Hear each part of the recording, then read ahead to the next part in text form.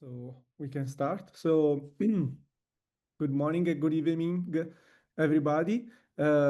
Thanks to join this before developer days. Today the topic is about SmartNIC. More in detail, is going to be a research topic, and the presenter is Anus Zulfikar, a PhD candidate from the University of Michigan, and he's going to present us Gigaflow. And before to start, some information. So this session is going to be recorded, and we will be available on the before social media together with the slide. And please, if you have a question, use the chat. So Anus, the floor is yours. Great. Thanks for the introduction, David. Hello, everyone. My name is Anas Zulfikar, and I'm a fourth-year PhD student at the University of Michigan. Today, I'm presenting Gigaflow, a pipeline-aware sub-traversal cache for modern SmartNICs. This is a work from our group that we presented at ASPLOS 2025 this year. Virtual switches are a key component of the data center network that allows sophisticated packet processing at the end host and enable connectivity between virtual endpoints like VMs and containers. They support multi-table packet processing pipelines comprising of dozens of tables that implement an ordered set of networking policies. Some of these policies require recursive application of rules, where the output of one rule becomes the input for another, possibly even of the same type of rule. Similarly, when packets are encapsulated or decapsulated, they need to be processed again because they effectively become new packets with different headers. Therefore, vSwitch packet pipelines support arbitrary control flows through these tables, including resubmission. Packet processing begins at the first table in the vSwitch pipeline, where it is matched against priority sorted rules. These rules can match on arbitrary header fields, and the highest priority rule is selected. In this case, the rule is matching on destination Ethernet address. Its actions modify the packet, and if necessary, another lookup is invoked in a different table by resubmission. This process continues, where one after the other, table lookups are performed, and if matching rules determine that more processing is needed, they keep submitting the packet to the next table written in their actions. This unique sequence of table lookups through the vSwitch pipeline for a given packet is called a traversal. A vSwitch generates such traversals through its packet pipeline, which are then mapped to the underlying hardware architecture. At the time of their inception, the target architecture for the virtual switch was a CPU, where multi-table lookups are quite expensive. So as a performance optimization, caching was introduced. Now only the first packet visits the vSwitch pipeline, where its traversal is used to generate a cache entry and installed into a Megaflow table. Subsequent packets perform a lookup in the Megaflow cache and bypass the vSwitch pipeline. But because CPU was the target, there was a need to design these caches while working around certain constraints. Caches had to be single table, so Megaflow is a single table cache, and only locality from the traffic was providing the guidance for cache rule generation. But over the past decade, the underlying architecture for mapping the vSwitch has changed. Now SmartNICs are the target architecture, which are pervasive in data centers, and they support multi-table programmable packet pipelines using P4. But we have carried forward those assumptions about vSwitch performance optimization that we made for CPUs. Therefore, we believe it is high time for a clean slate virtual switch design. So how about offloading the whole vSwitch to the SmartNIC tables? Well, this is infeasible. vSwitches support arbitrarily large packet pipelines and provide any size flow table and any control flow abstractions to the control plane. SmartNICs, on the other hand, offer a handful of tables with restricted control flow. So we can't naively offload a vSwitch into the SmartNIC tables and limit its flexibility. Therefore, we need to rethink caching, but instead of mapping to a single large table, we map traversals to a multi-table pipeline of smaller tables in the SmartNIC, while keeping the total number of cache entries the same, and explore what forms of localities can we capture with this architecture. So let's start with traditional localities and see if they can benefit from multiple tables. How can we capture temporal locality?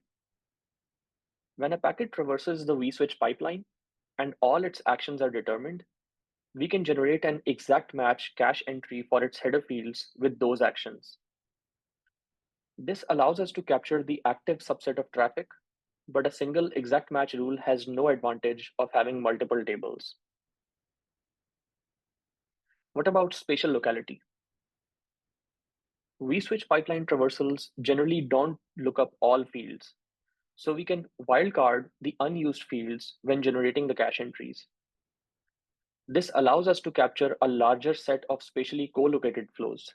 For example, in this case, all IP prefix 24 flows with identical header fields.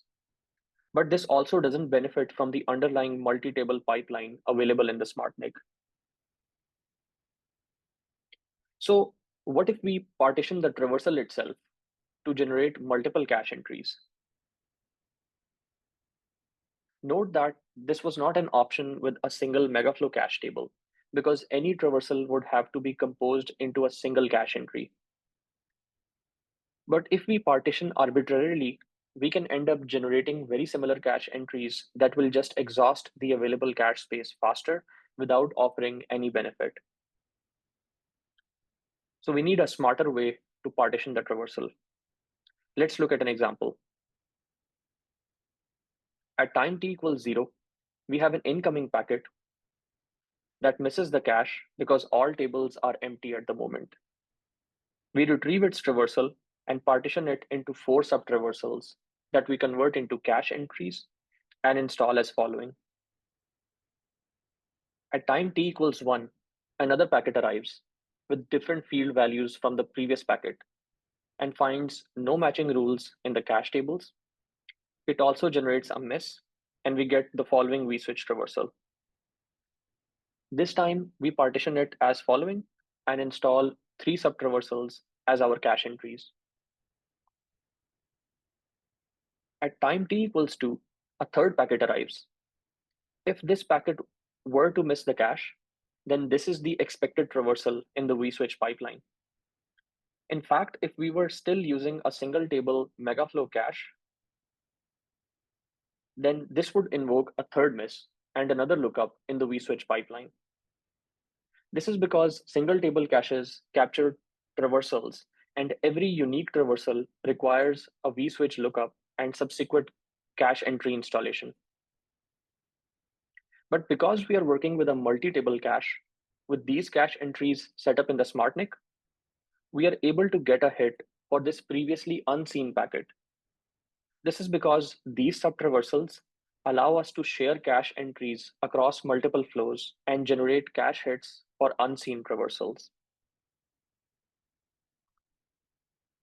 This multi-table pipeline in the SmartNIC that caches shared sub-traversals as cache entries is called Gigaflow. If we can identify the optimal set of such sub-traversals to install cache entries, we capture a powerful form of locality from the vSwitch pipeline that is called pipeline-aware locality. In our work, we have evaluated 5 real-world vSwitch pipelines, shown here as P1 to P5, and tested a single Megaflow cache with 32,000 entries offloaded on the SmartNIC against a Gigaflow cache with 4 tables and 8,000 entries each. So the total entries are still 32,000. With a Megaflow cache, the total rule space is directly limited by the number of cache entries available in the table. But a Gigaflow cache, owing to its multi-table architecture, can potentially capture a cross-product rule space, offering a 2 orders of magnitude improvement. So pipeline aware locality is awesome, but how do we capture it? A strawman approach would be to anticipate all the traffic you can observe in the vSwitch at the beginning and generate their traversals. Then try all possible sub-traversal combinations. Evaluate each of them for their rule space and select the one that maximizes this coverage. The cost of this approach scales with the number of flows. It keeps increasing with each cache miss and is clearly infeasible at line rate. So we rephrase our question. How do we capture pipeline-aware locality efficiently? The goal is to maximize the captured rule space in a multi-table pipeline. That implies that we should maximize the cross-product rule space across tables. This would be the case if rules matching in consecutive tables use disjoint header fields for matching. In fact, this is the property that we capitalized on in our example partitioning. This gives us a simple proxy. With each cache miss, generate its vSwitch traversal and partition it across non-overlapping header fields so that consecutive sub-traversals match on disjoint header fields. Let's see this algorithm in action. We will use this traversal and convert it to a form that's easier to look at to follow this example. The following are the disjoint header field boundaries that we want to identify as our sub-traversals. Note that within each pair of boundaries, the lookups are matching on overlapping fields, so that's what we capitalize on. We try all possible sub-traversal partitions for this traversal and evaluate them for disjointedness, without looking at how previous cache entries are installed in the SmartNIC. A score of 0, as shown here, means we mashed together disjoint sub-traversals into one that should have been kept separate. We evaluate all other sub-traversal partitions and score them based on the sum of the lengths of disjoint sub-traversals that they generate and select the one that maximizes this score. This partition generates the maximally disjoint sub-traversals that we install as our cache entries. For the 5 real-world pipelines that we evaluated, we measured a maximum overhead of 5 folds of running this algorithm to generate Gigaflow cache entries for each cache miss compared to just doing the vSwitch lookup to generate a single Megaflow cache entry. But the amortized cost over all the cache misses remains less than twice compared to a traditional cache miss. This software overhead is negligible compared to the end-to-end forwarding latency improvement because Gigaflow reduces 90% of cache misses owing to its larger rule space coverage. Now let's understand how to perform lookups in Gigaflow's multi-table cache architecture. This is the example setup we have been carrying until now. Let's get rid of the last traversal that found a cache miss and only retain the traversals that contributed to cache entry installations. Assume that Gigaflow has been running up to time step n, and this is the current state of our Gigaflow cache, which is due to all the cache installations owing to cache misses observed during this time period. At time t equals n, a new packet arrives, which misses the cache because matching subtraversals are not present in Gigaflow. Note that at this point, because of the way cache entries have been installed, the second and last table don't have any more space to accommodate new cache entries. So they are not considered for mapping this traversal. Also observe how this traversal relates to the second traversal in our scene traffic. They have an overlapping subtraversal up to the third table and diverge afterwards. This will be important in the preceding discussion. Now, given the structure of this traversal, our disjoint partitioning algorithm generates the following 2 cache entries and installs them in the first and third Gigaflow table so that subsequent packets can be processed directly in the cache. Everything seems fine until the next packet belonging to this traversal arrives and cache processing begins. Note that we have two overlapping cache entries corresponding to this packet installed in the first Gigaflow table, both of which can simultaneously match this packet. Note that this problem doesn't exist in Megaflow cache because it caches complete traversals as single cache entries, and overlaps are removed by adding additional bits to each cache entry to make sure that at most one Megaflow cache entry can match any packet. But Gigaflow cache is different. Its tables cache sub-traversals, and even when two traversals are different overall, it is possible to get overlapping sub-traversals in the same table that need a tiebreaker. Therefore, with a multi-table sub-traversal cache, such as Gigaflow, overlapping sub-traversals can lead to incorrect matches. So how do we ensure correct lookups in Gigaflow? Overlapping matches and tiebreakers are not new to networking. We already have overlapping wildcarded rules installed in vSwitches where priorities are used to break ties. But a closer problem to what we have at hand is overlapping rules in routing tables. When routing a packet like 10.1.2.130, it may match multiple entries in a given routing table. This is the challenge of overlapping rules. And the goal is to pick the most specific match, the longest prefix match, to route the packet to the best destination. In this example, 10.1.2.130 matches all four entries, but the most specific one is 10.1.2.128/25. So the packet is sent to port 2. The rationale here is that more specific rules capture precise routing intent, while broader prefixes serve as fallbacks. As a result, the packet follows the most accurate and intended path. How can we ensure correctness in Gigaflow using the essence of LPM? Notice that packets may match multiple overlapping subtraversals within the Gigaflow pipeline, which is the key challenge. The goal is to ensure that the highest priority traversal is applied to the packet, not a fallback. The rationale is that longer traversals often capture more specific, later stage processing that would be missed if shorter matches took precedence. Shorter subtraversals are treated as fallbacks.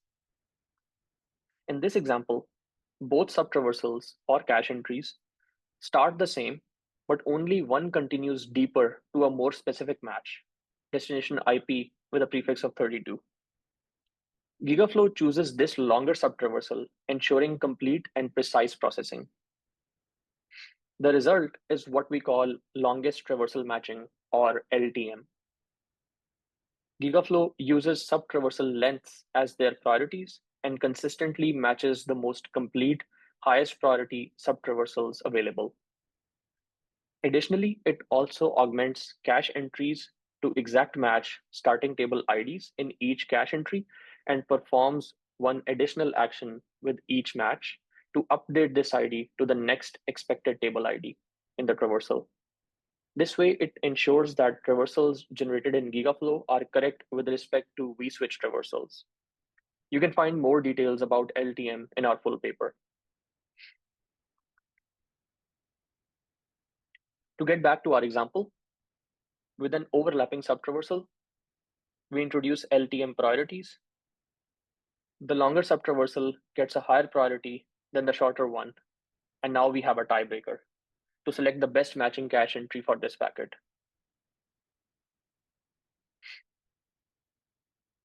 We have implemented Gigaflow as a new caching subsystem in the widely adopted Open vSwitch, or short for OVS. And the SmartNIC multi-table cache and OVS offload is implemented for the Xilinx Albio U250 data center accelerator using the P4 STNet toolchain. Gigaflow is implemented as a feed-forward P4 pipeline with homogeneous wildcard matches with priorities across all tables on the header fields that OVS supports, with one additional exact match on the table ID or table tag and one additional action to update this table ID with each cache hit. Together, these constructs allow us to implement longest traversal matching in P4. The STNet compiler, or WITES as it is called in the newer versions of Xilinx toolchain, takes our P4 code and compiles it to HTL that we synthesize for the Alveo U250 FPGA, allowing us to describe the intended behavior as match action level packet processing while taking care of the nitty-gritty details of hardware implementation itself.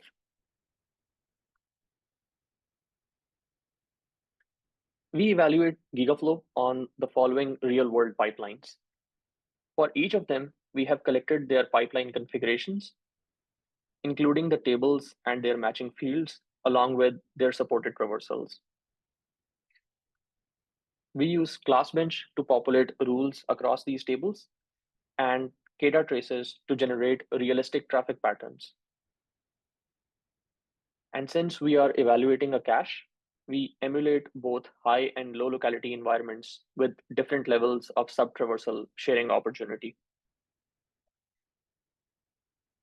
In a high locality environment, a 4x8K Gigaflow cache dramatically outperforms a Megaflow cache with 32K entries, reducing the number of cache misses by 90%, improving the cache hit rate by up to 51%, and expanding the rule space coverage by up to 450 times, all while reducing the number of cache entries by 18% on average.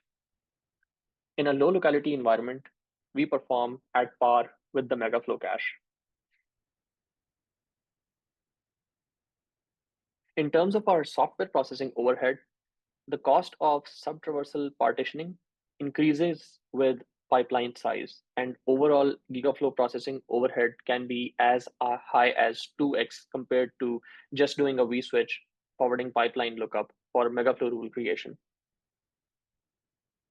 But due to increased cache miss reduction, we observe a 30% improvement in end-to-end per packet latency in high locality environments.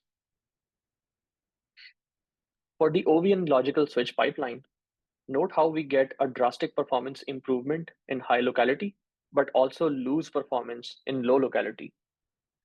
This is because in the absence of any sub-traversal sharing opportunity, bigger traversals with more disjointedness will unnecessarily exhaust the cache faster, leading to lower hit rate. But across all our 5 pipelines, we get a massive improvement in high locality while at par performance with Megaflow in low locality. To evaluate the efficacy of our disjoint partitioning, we compare it against 3 other algorithms in terms of number of cache entries and number of cache misses: Megaflow, random partitioning, and an ideal one-to-one mapping where as many Gigaflow tables are available as the longest traversal. So all lookups in the traversal can be written to their own Gigaflow table. We observed that random partitioning in Gigaflow performs as worse as single table Megaflow cache because random partitions exhaust the cache as fast as Megaflow. One-to-one partitioning, or GF one-to-one, delivers the lowest number of cache misses but generates too many cache entries that don't benefit from overlapping matches. Disjoint partitioning, or DP, however, reduces cache misses to within 5% of the best performing one-to-one mapping, but generates the least number of cache entries in the process, highlighting the efficacy of this approach.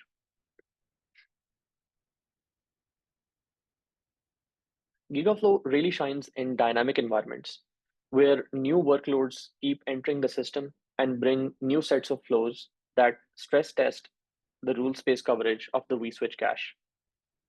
In this time series, at the 5-minute mark, a new class of flows is introduced, increasing the total unique flows from 50K to 100K that the cache must handle.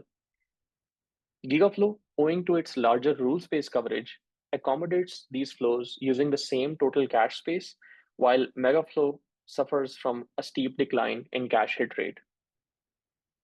This is because for the single table Megaflow cache, the rule space coverage is always directly proportional to the number of cache entries, which limits its performance.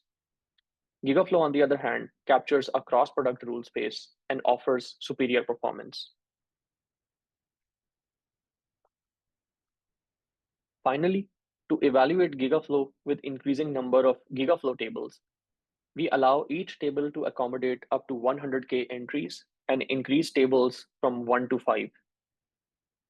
In the first and second row, we are measuring the number of cache misses and cache entries in high and low locality environments, respectively.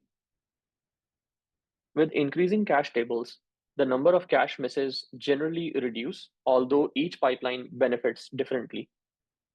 OFDPA pipeline, or OFD, for example, only needs 2 tables to exploit all its disjointedness, while OVN logical switch, or OLS, benefits from up to 4 tables.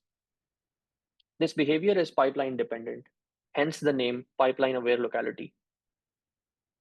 We observe the same trend with increasing number of Gigaflow tables per generated number of cache entries. So to summarize, Gigaflow is a sub-traversal cache that captures pipeline aware locality and offers a bigger rule space coverage in the SmartNIC tables. If you have any questions about this work, feel free to reach us using the following contact information. And thank you for your time.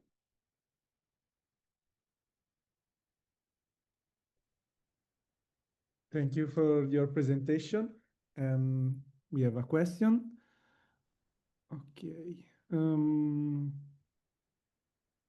So can you motivate the reason for designing the longest traversal match mechanism uh, by, by noting that some ways of partitioning a traversal into a few table and let's start with a simple one. I'm so sorry. So the first question, another question is how many flow you have in a workload?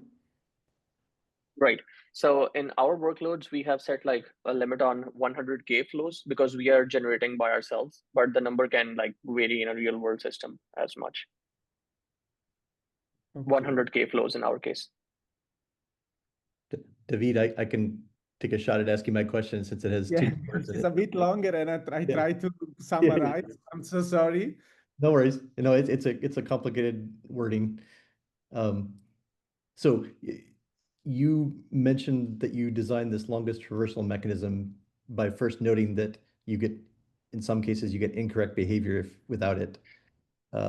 Is it the case that the incorrect behavior is because the tables that have the incorrect behavior are doing partial matching, like, longest prefix match or ternary matches on fields? Or another way of asking the same question is, if your original vSwitch tables only did exact matches on all fields, would that problem never occur? Right. That's a great question. So I'll get to the exact match part like later, but the thing is with the case with the Gigaflow tables is the reason why you are getting overlaps is not because you are doing LPMs. It's more so if you look at a traversal itself. For example, if I go back to that slide, just give me 1 second.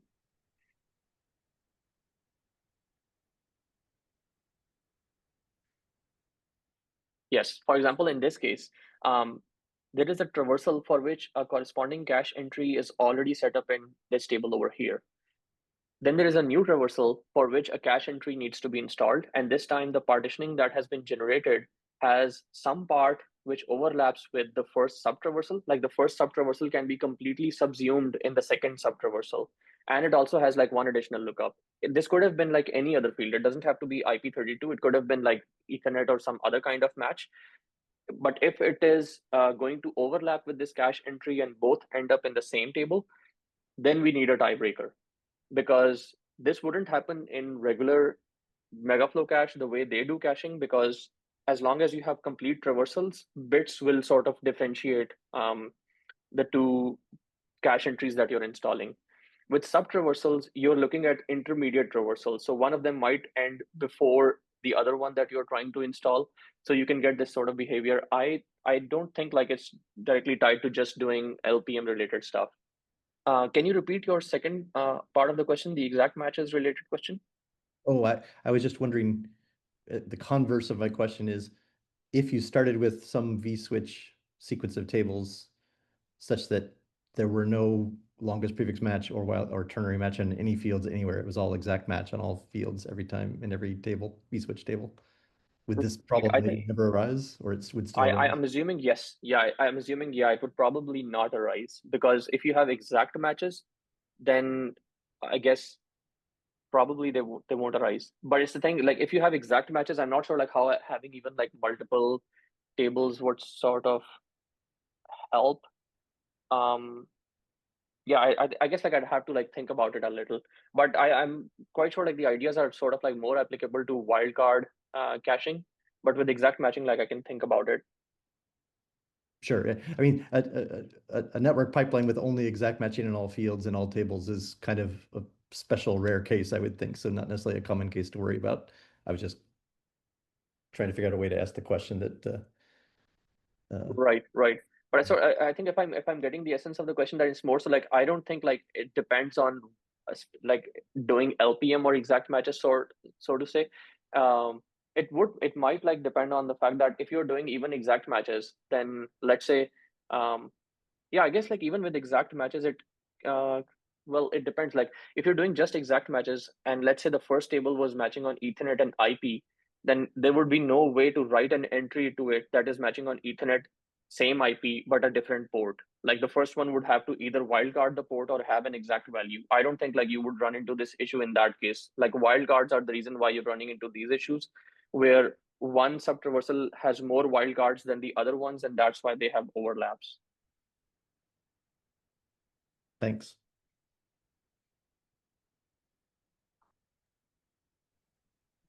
Okay.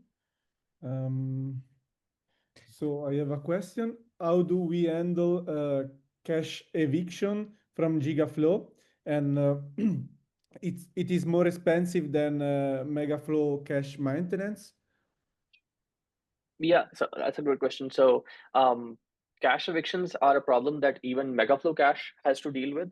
So, when a virtual switch has an actual vSwitch pipeline and then it's caching to a single table or even a multi-table, like whatever cache is there, the problem is how do you maintain a consistent view of this cache with respect to the rules that are installed in the pipeline?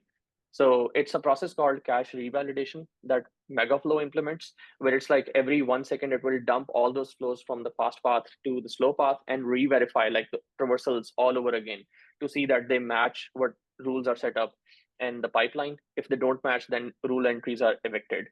Gigaflow does the same thing, but instead of reevaluating the whole traversal, you evaluate, you revalidate only at sub-traversal level. So our cache revalidation is actually faster compared to Megaflow because sub-traversal lengths are shorter, but the number of cache entries are the same. Thank you. Other question? If there are no others, I might toss another verbal one. That's all right. Yeah. Sure. So I guess one way to view this is Megaflow is trying to come up with one table that correctly implements the vSwitch pipeline. You're trying to come up with, let's say, at most 4 tables or at most K tables that correctly implement the vSwitch pipeline, which gives you basically extra power from indirection that you're taking advantage of. And you have these dynamic methods for constructing what the equivalent behavior tables are. Is that a fair summary of the one way of viewing what you're doing? Exactly. Yeah, that's a great way of putting it. Like, basically, you can think of the slow path or like the vSwitch pipeline as having like n tables. Megaflow was mapping from n to one single table.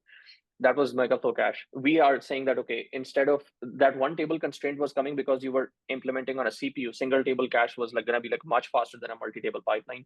On a SmartNIC, going from 1 to 4 or 5 tables is like barely any cost. It's going to be like few nanoseconds, like additional cost that you will pay. So we map from n to k tables.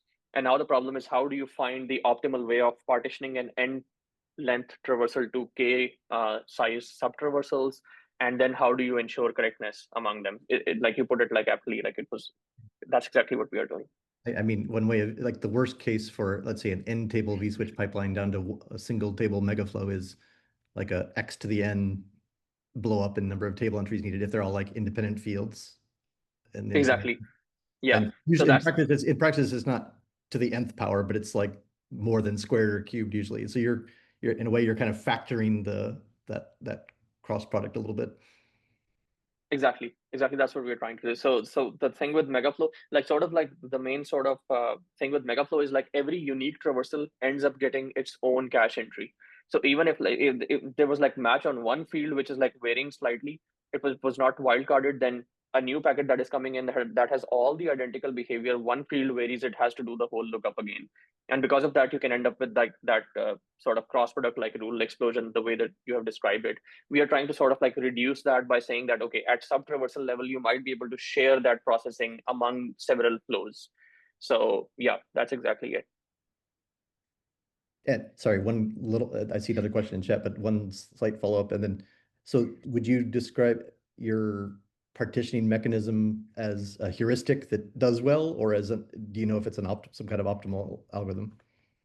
So it's it's definitely. I don't think it's optimal because the optimal would be to actually that initial algorithm, the way I described it, like try all possible sub-traversal combinations where you have already anticipated what traffic you are going to observe, and then based on that, figure out among all of them which is going to perform the best.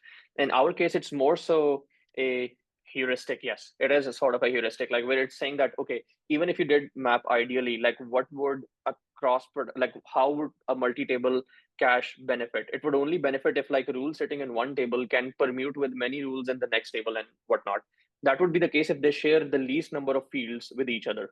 So that would be like basically have disjoint fields across your sub-traversal. So it's yes, it is a sort of a proxy or a heuristic that we have.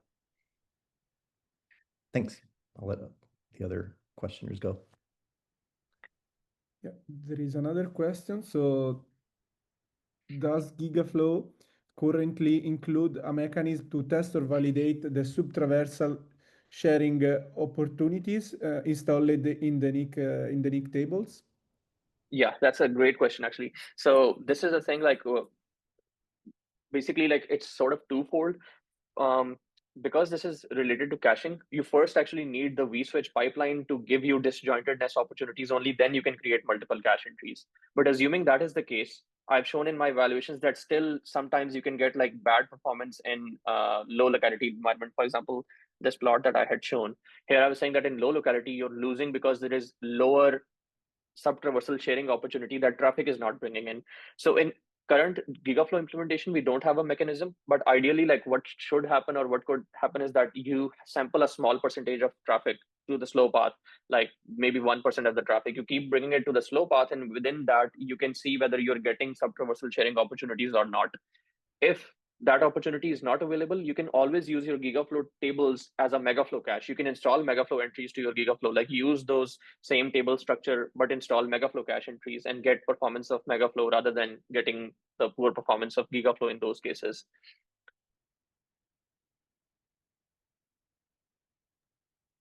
Thank you.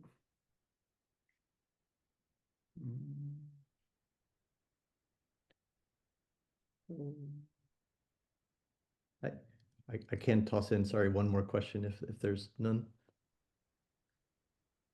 Sure. Yes. So have you found that I've seen many P4 programs and network pipelines where it's very common for early table lookups to, as part of the result, set some metadata field that's then used as a key in later table lookups. Is that something you commonly see in vSwitch pipelines? And did you need to do anything? Did you find that doing something special in your partitioning algorithm to recognize that was useful? Yeah, that's a great question. Like I don't think we have done something like that in our implementation. It was more so, in our implementation, like actually the Gigaflow pipeline, the P4 part of the pipeline is like quite simple. Like we are not using like a lot of constructs that P4 offers.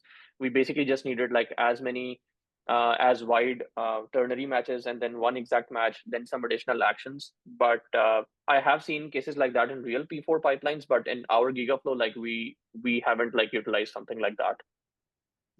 Do vSwitch pipelines ever do that? Yeah, I think at least the traversals that I have seen with the pipelines that I have worked, I have not seen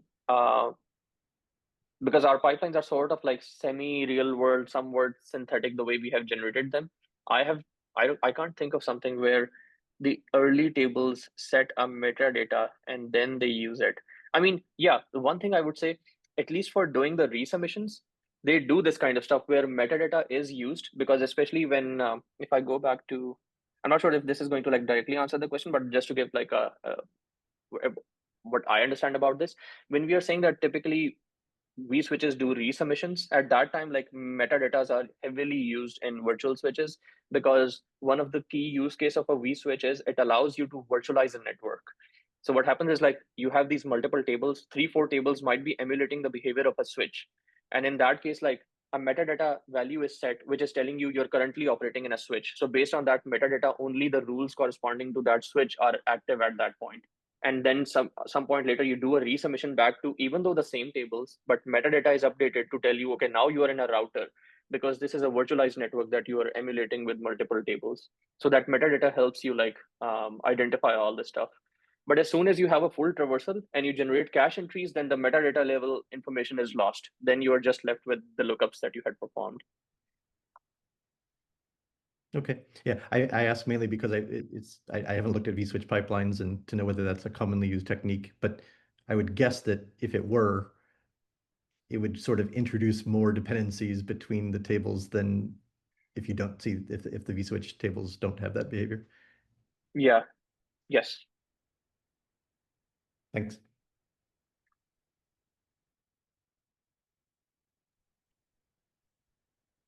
Okay.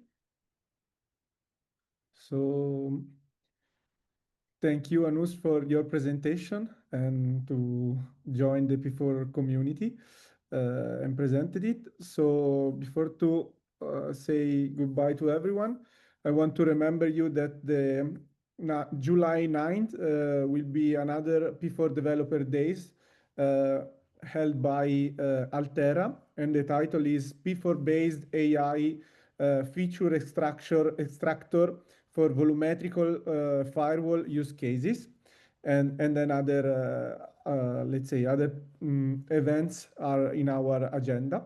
And so thank you for your time, your attention, and see you next time. Bye. Thank you so much for having me, David.